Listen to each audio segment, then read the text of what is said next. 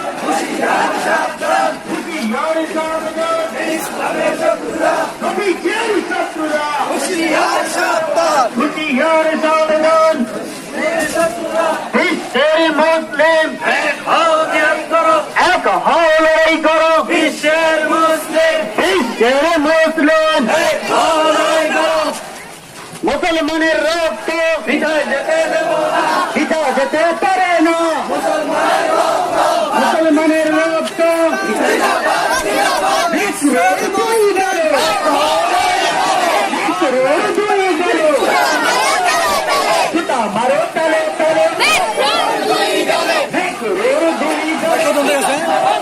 আর শেষ করতে পারি না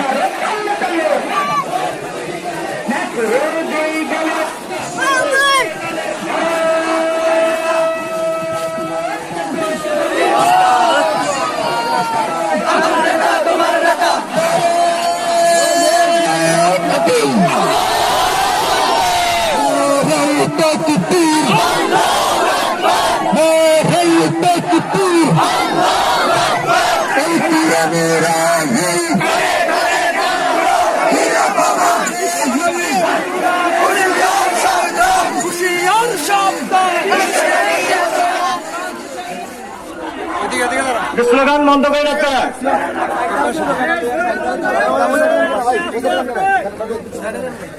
সম্মানিত তৌহিদি জনতা, আমরা এখানে যে কারণে উপস্থিত হয়েছে সকলেই অবগত। সারা পৃথিবীতে 150 থেকে প্রায় 250 কোটি মুসলমানের হৃদয়ের রক্তক্ষরণ এখনো বন্ধ হয় না। অনতি বিলম্বে এ পর্যন্ত আমরা দেখেছি সারা পৃথিবীর যত বড় মুসলিম দেশ আছে প্রত্যেকটা মুসলিম দেশের দেশ প্রধান রাষ্ট্রপ্রধান এই ফ্রান্সের ম্যাক্রনের বিরুদ্ধে কথা বলেছে, কিন্তু আমাকে কথা বলতে দিন। কিন্তু আমাদের বৃহত্তম মুসলিম প্রান্তে আমাদের জননেত্রী শেখ হাসিনা এই পর্যন্ত ফ্রান্সের বিরুদ্ধে কোনো কথা বলেন না। আমাদের এই সারা বাংলাদেশের এই পর্যন্ত হাজার মুসলমানের মনের আকাঙ্ক্ষা আমাদের প্রধানমন্ত্রী এর বিরুদ্ধে কথা বলে আমাদের পরিচয় ঠান্ডা করবেন, কথা বলেন ঠিক কিনা?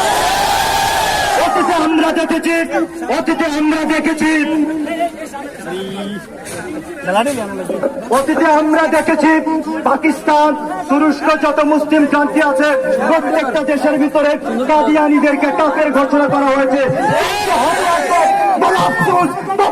আমরা আমাদের বাংলাদেশের প্রধানমন্ত্রী আজ পর্যন্ত কাদিয়ানীকে কাফের ঘোষণা করে